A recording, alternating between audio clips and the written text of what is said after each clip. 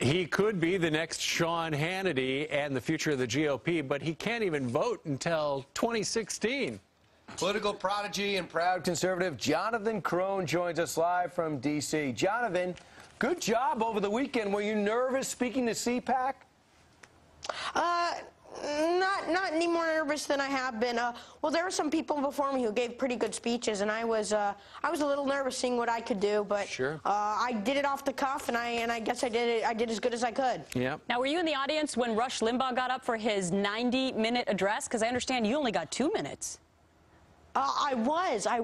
Actually, Rush and I have something in common. We both went a little overtime. Yeah. I understand that. Now, if you would, Mr. Krohn, explain how the Republican Party can resurrect itself. Well, look, I think that the Republican Party, first of all, to resurrect itself, the first thing it needs to do is it needs to go back to conservative principles. If we don't go back to conservative principles, we don't have a future for the Republican Party.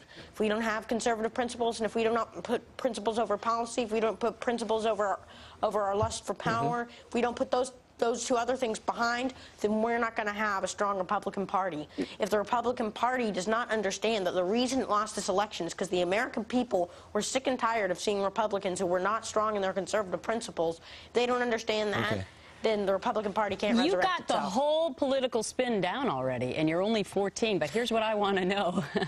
How did you become so interested in politics at a young age?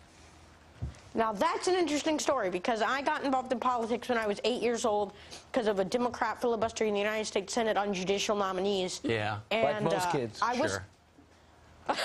Well, I wasn't really interested as much in the issue they were filibustering. I was more interested in the history behind the filibuster, the rules, the Senate rules on the filibuster, and all that, more than I was interested in actually the judicial nominees themselves. So I started listening to talk radio and started listening to Bill Bennett's Morning in America. Bill Bennett, my mentor and personal friend, and now here I started getting involved in listening to that. Sure. Jonathan, what about the other 14-year-old kids your age in your school? They hear you, they know you. What do they think of you? Well, I'm the only kid in my school because I'm homeschooled. Oh, okay. So all the kids in my school really like me. Well, that must mean you do your homework if one of your parents is teaching you. Hey, have you ever seen the show Family Ties? Yes. No, well, I haven't seen it, but I know a good deal about it. Yeah, so you are the 2009 version of Alex P. Keaton, right? I've heard that a lot, so. I'm sure you have. All right, well, obviously well-spoken, a very smart young man, Jonathan Krohn. Thanks for being with us today. Thank you. Congratulations on bringing down the house at CPAC. All right. I guess school is not snowed out. Not homeschool. All right, 12 minutes before the top.